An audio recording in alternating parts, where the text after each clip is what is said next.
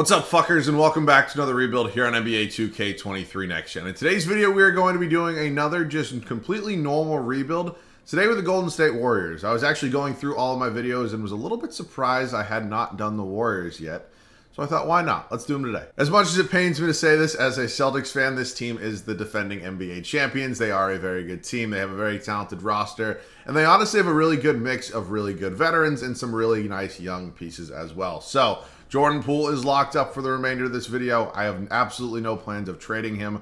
I actually do have plans of starting him, but we'll get more into that once we do get into the video. But this team is obviously really talented, and if they have not won enough, our goal today is to get them even more championships. And of course, real quick, before we do get into the video, I of course want to hear from you guys down below in the comment section. Let me know what other rebuilds you want to see. And for those of you guys asking, I actually did go through all of the rebuilds that I have done, just the normal rebuilds anyways.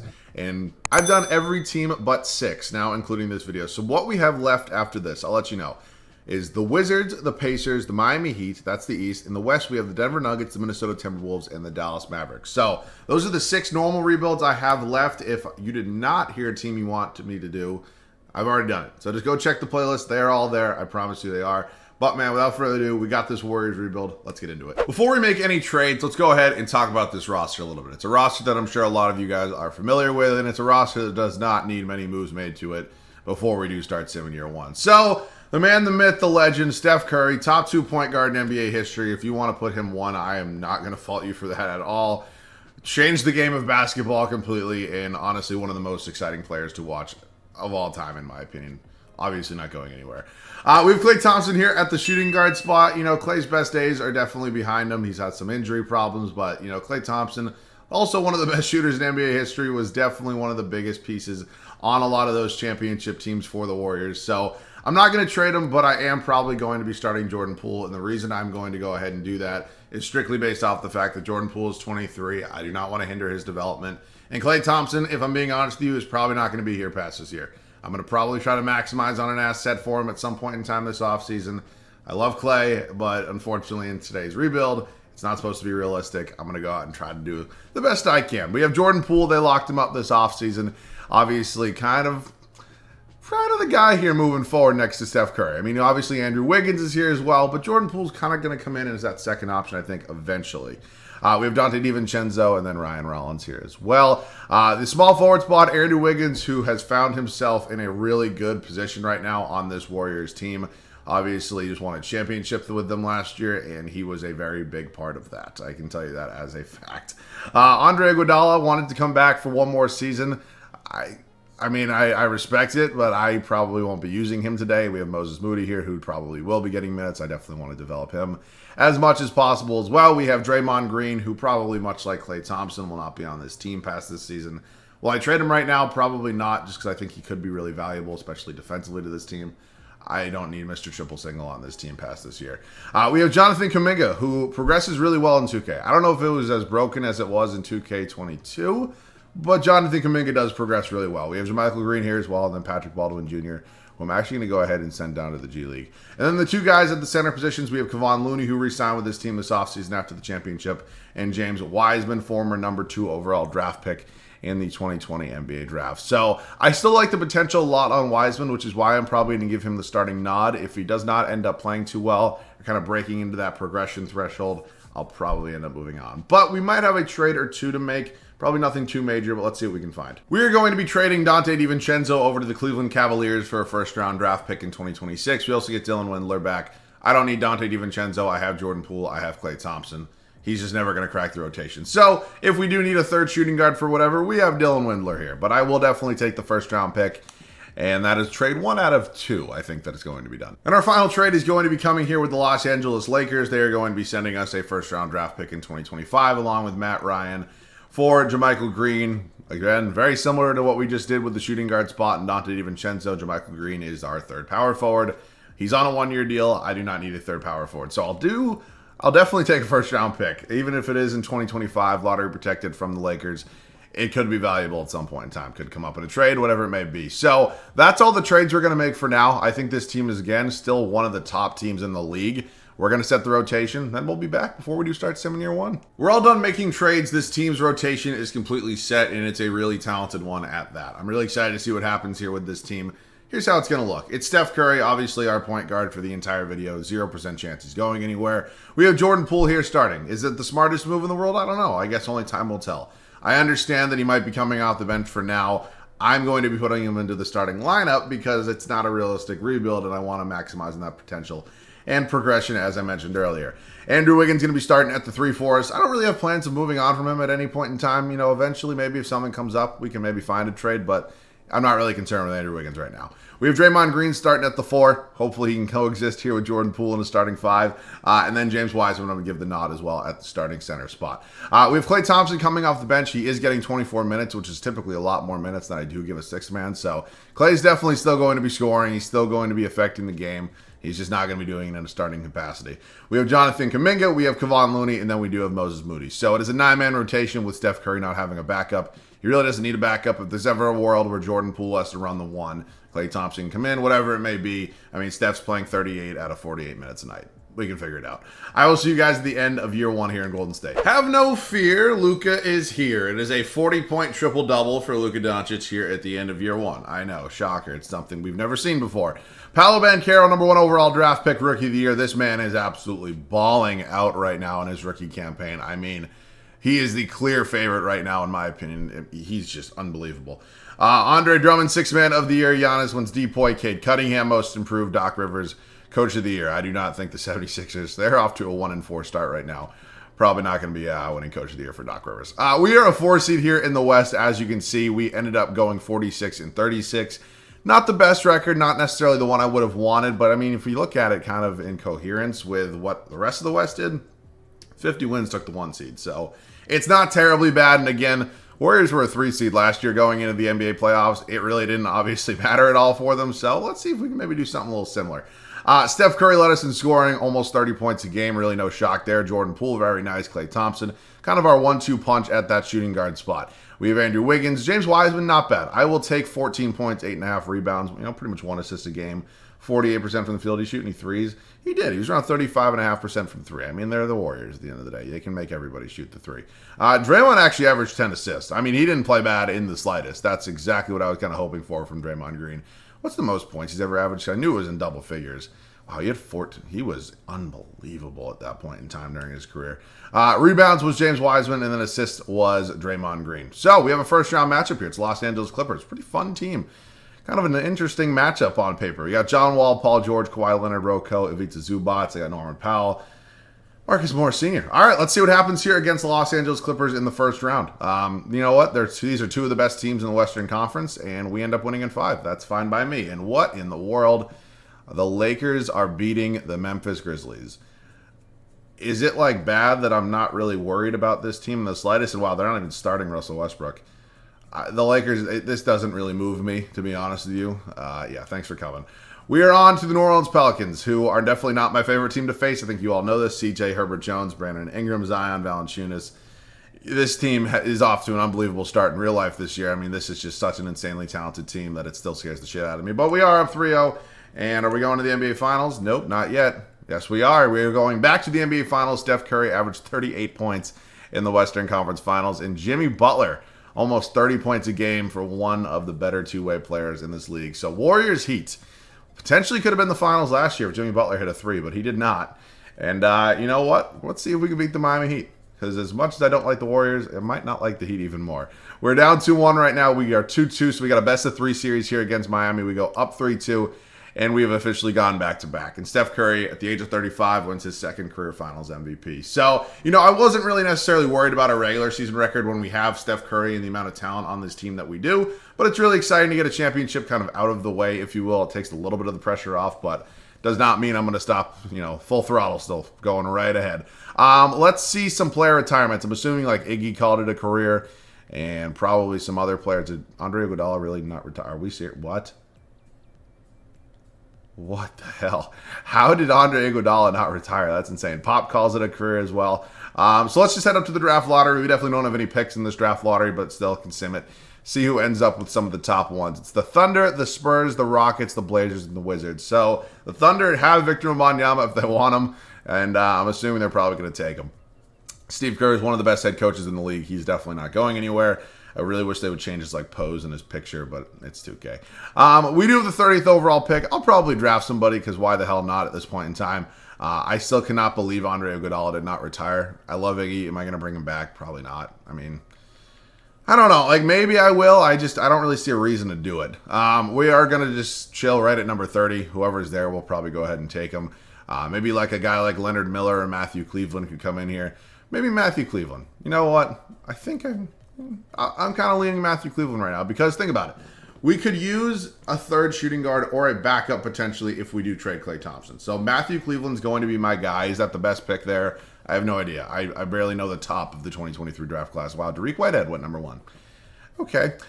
He's a 73 overall. I'll probably send him down to the G League for a year, and then we can figure it out. So Draymond actually declines his player option, which is surprising. I don't know if he's going to be getting that much money from somewhere else, but I'm definitely not just going to let him go. If I do anything, it's probably going to be in the form of a sign and trade. Draymond actually has 4 offers, and none of them are really real offers, but you know what? I'll pay him around $25 million a year, and then I'm probably going to do a sign and trade with him. I honestly don't really feel like I'm at a point right now where I really think Draymond Green's going to be affecting this too much if I move on from him or not. So we're going to go ahead and re-sign Draymond Green, hypothetically agrees to a sign and trade, whatever it may be. Welcome back to the team, Draymond Green. Let's find some trades. So I thought about it for a little while. Do I actually want to do this trade? And I came on the conclusion, yes. Obviously, if you're seeing the clip, I decided I want to do it. We're going to be picking up Ben Simmons. So Ben Simmons in this game is a lot better than Ben Simmons in real life. And Ben Simmons had a really tough start to him actually playing with the Nets in his tenure. But here in 2K, we're going to move him to the power forward spot, and I'm excited to have him here. And I think he's going to work out for us well. So we just sent Klay Thompson and Draymond Green all the way over to the Brooklyn Nets, who hopefully that doesn't bite me in the ass, and hopefully I don't have to play them at any point in time. But Ben Simmons is going to be starting at the power forward spot for me. Again, we're not losing a ton of value, in my opinion. I mean, again, it was awesome to have Klay Thompson come off the bench. Really impactful player, but Draymond Green I was never going to be keeping. And I think Ben Simmons got a little bit younger. We got a little bit younger with Ben Simmons, and overall, I think we got a better player at this point in time here at 2K anyways. So excited to have Simmons here. We look back at free agency. Actually, let's look at the roster on this team right now. Are there any other really major things we have to do? Because Matthew Cleveland, I said I might send him to the G League. He might end up getting minutes this year. This man cannot shoot a three-pointer. But, you know what? We'll figure some stuff out. I think we're probably going to trade Joe Harris as well. And then we're probably all set for the most part. I think that's probably what we're going to do. I like Moses Moody, so we're going to trade Joe Harris, and I'm probably going to trade Ryan Rollins as well. I don't really need him. I'd rather take the draft pick. So I know that Joe Harris is making a lot of money.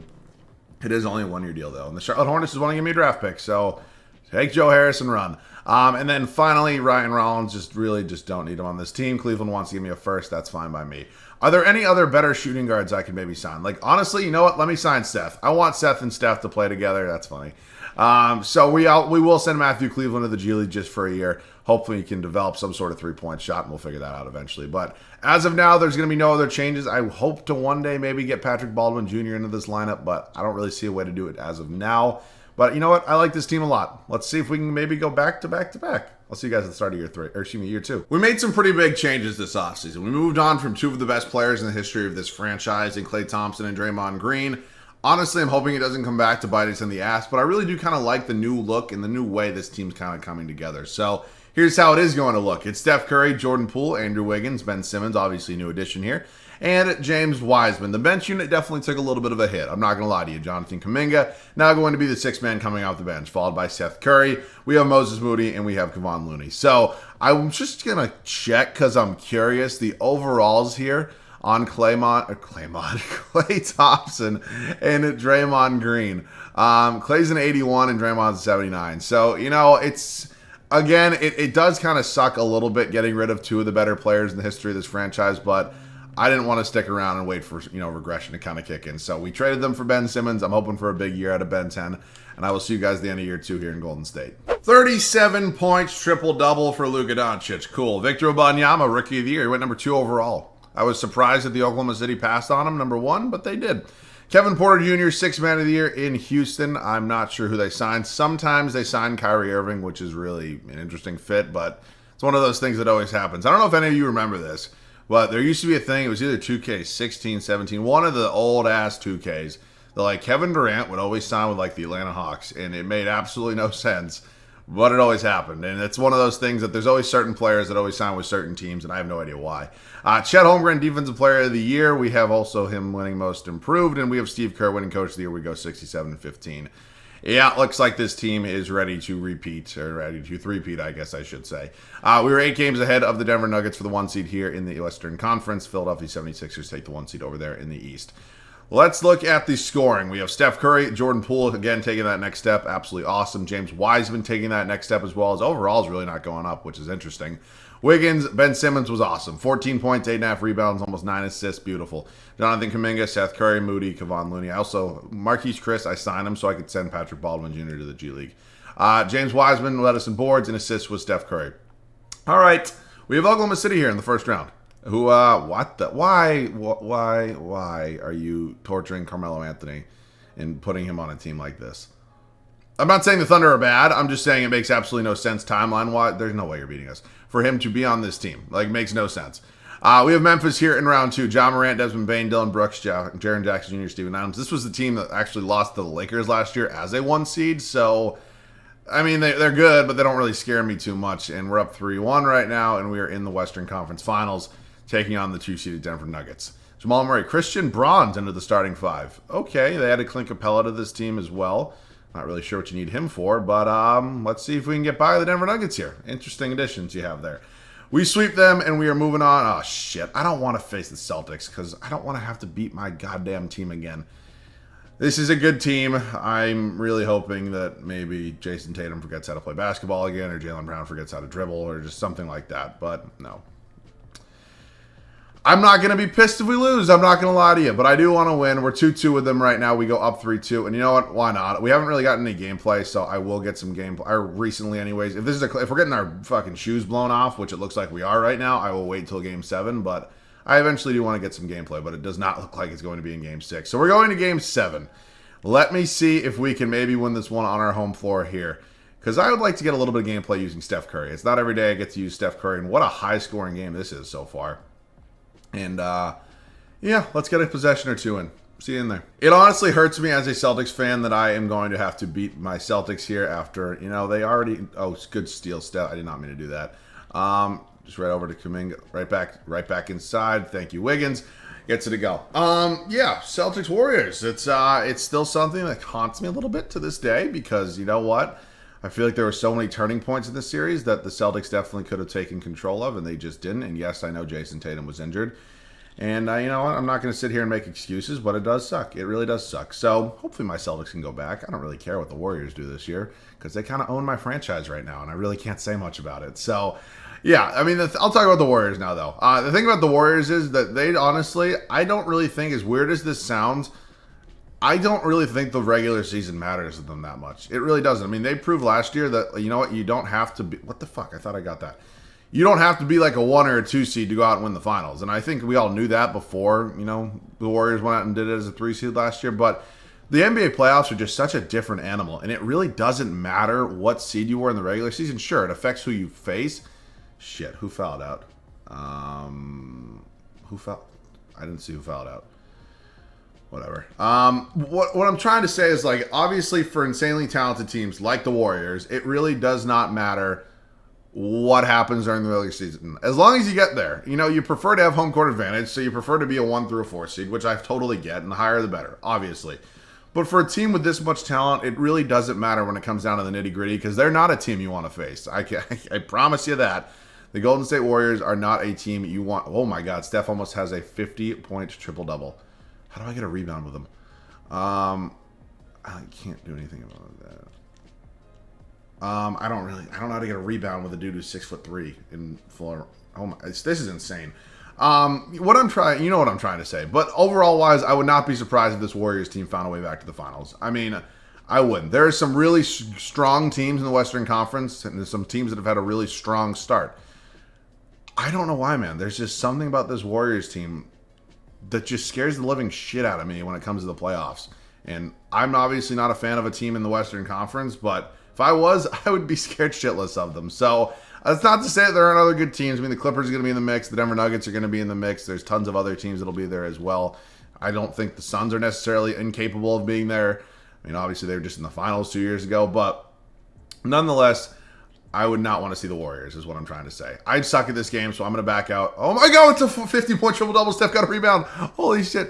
That would have been cool. I'll see you guys at the Finals MVP. Steph gets a 50-point triple-double in Game 7, and probably at this point in time, what the hell, solidifies himself as the best point guard in NBA history. I mean, there's really no arguing if he wins 2 more Finals and 2 more Finals. Oh, actually, he didn't win another Finals MVP, but you know what I'm saying.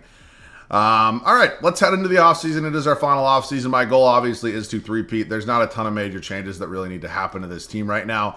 I am considering if I want to get Steph Curry a backup. He obviously really doesn't have a pure backup point guard right now, but I will consider it maybe. We will see. We have the 26th overall pick. I'm not going to use it. I don't really need it, so let's just go ahead and trade it. We'll head up to team player options right now. We are going to bring back Kevon Looney, and I'm going to bring back Patrick Baldwin Jr. as well. Wiseman needs a contract, and we're just going to go ahead and give him his qualifying because it is the final year, and why the hell not? That's a lot of money, and he wants a lot of money, but you know what? He's going to accept it, and it really doesn't matter because he's going to get the qualifying because this game is broken. Welcome back, James Wiseman. All right, so let's take a look at this team. What moves would I or could I make to maybe help this team out a little bit? I think Seth Curry might regress a little bit, so I might move on from him. I think I might give Matthew Cleveland a shot here, and then other than that, I don't really know. Maybe I'll try. I think the 9-man rotation has been working, so really don't need to change it. Maybe I'll throw somebody in. Like, Kevon Looney's been great. Maybe I can get a new backup. I don't know. I don't really have any other ideas.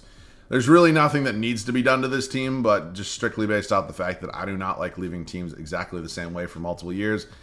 I will see if I can find a new backup center. Like, Jakob Poeltl is probably my guy.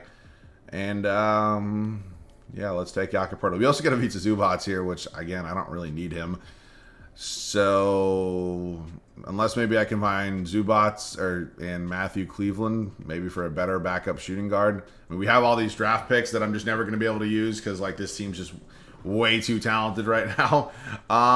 You know what? They're making $13 million together, and I have a lot of draft picks. I'm sure I can find somebody here making, like, relatively that much money. Like, I don't know. It does not need to be anybody, like, that good. $13 million. I don't know. These guys are all free agents. Okay. Derek White needs a new picture, man. They're doing him dirty. Oh, brother.